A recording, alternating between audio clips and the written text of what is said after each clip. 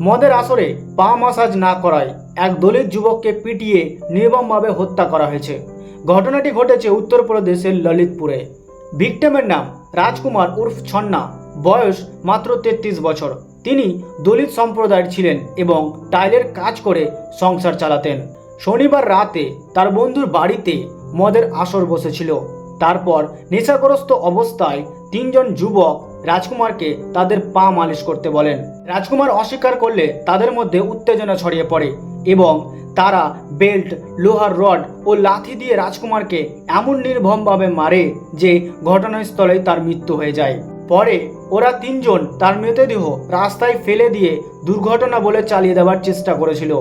তিনজনকেই police গ্রেপ্তার করেছে। তাদের বিরুদ্ধে হত্যা মামলা এবং SC/ST অ্যাক্টের আওতায় মামলা দায়ের করা হয়েছে। এই ঘটনা আবারও প্রমাণ করছে মদের নেশা এবং মানুষের মধ্যে ক্ষমতার অহংকার কতটা ভয়ঙ্কর হয়ে উঠতে পারে। একজন সাধারণ শ্রমিককে শুধুমাত্র পা মালিশ না করার অপরাধে এইভাবে হত্যা করা কোনোভাবেই মেনে নেওয়া যায় না। এ বিষয়ে আপনাদের কি মতামত কমেন্টে অবশ্যই জানাবেন।